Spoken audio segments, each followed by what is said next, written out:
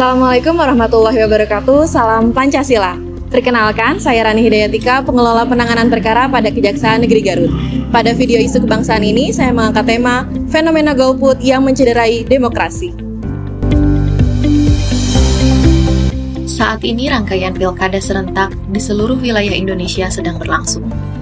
Momen ini seharusnya menjadi pesta demokrasi yang melibatkan seluruh elemen masyarakat. Namun, tidak bisa dipungkiri bahwa semakin banyak orang yang memilih untuk tidak berpartisipasi. Mereka disebut sebagai golongan putih atau yang sering kita kenal dengan istilah golput.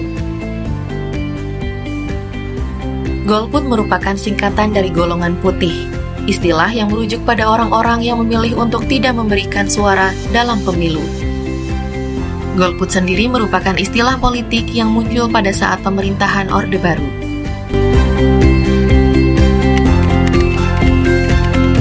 Banyak faktor yang menyebabkan masyarakat melakukan golput. Antara lain, masyarakat tidak percaya terhadap politik, baik partai maupun calon pemimpin yang akan bersaing dalam pemilu. Biasanya masyarakat merasa kecewa terhadap kepemimpinan yang telah ada. Adanya stigma bahwa siapapun yang menang dan menjadi pemimpin tidak akan merubah kehidupannya, sehingga warga merasa tidak perlu menyalurkan suaranya. Masyarakat kurang sosialisasi, sehingga tidak mengetahui informasi mengenai pemilihan umum yang akan diselenggarakan. Faktor lain dapat dikarenakan oleh adanya faktor teknis, seperti terjadi kesalahan sehingga warga tidak terdaftar, terjadi berbagai halangan, seperti sakit dan kejadian lainnya. Mungkin kamu berpikir, kenapa sih golput itu dianggap buruk? Bukannya itu juga hak setiap orang? Golput mungkin terdengar sepele, bahkan bisa dianggap sebagai pilihan pribadi. Tapi, ketika golput dilakukan oleh banyak orang, dampaknya bisa sangat serius bagi demokrasi kita. Demokrasi sejatinya menuntut partisipasi aktif dari masyarakatnya. Fenomena golput adalah masalah serius yang mengancam kualitas demokrasi kita. Sikap golput bukan sekedar pilihan pribadi, tapi bisa berdampak besar pada legitimasi pemerintah dan kualitas kebijakan yang diambil. Meskipun tidaklah mudah, golput bisa diatasi dan ditekan dengan berbagai cara, antara lain, melakukan komunikasi dengan masyarakat yang dapat dilakukan melalui sosialisasi, dengan membahas mengenai pentingnya menyumbangkan suara di saat pemilu berlangsung. Sosialisasi juga sebaiknya dilakukan secara intens. Solusi lainnya adalah melalui pendidikan demokrasi, yang merupakan upaya atau sarana untuk menumbuh kembangkan sikap, pengetahuan, dan keterampilan demokratis.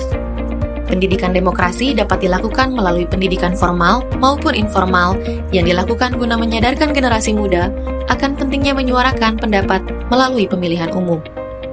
Sikap golput itu baik atau tidak? Tentunya nggak bagus, karena kan dengan kita nyoblos, kita itu berpartisipasi dalam demokrasi. Dan kalau misalnya generasi muda itu golput, itu kita tidak mengambil hak kita untuk memilih pemimpin masa depan gitu. Yang pastinya harus banget dong diambil hak suaranya.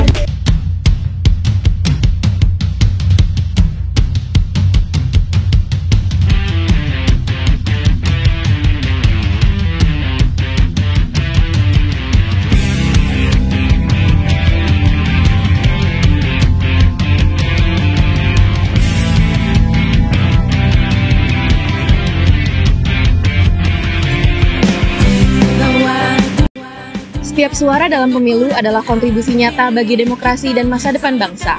Sesuai dengan visi Bersama Indonesia Maju Menuju Indonesia Emas 2045, dengan salah satu misi memperkokoh ideologi Pancasila, demokrasi, dan hak asasi manusia. Jangan biarkan rasa kecewa atau apatis membuat kamu melewatkan kesempatan untuk berpartisipasi dalam menentukan arah negara.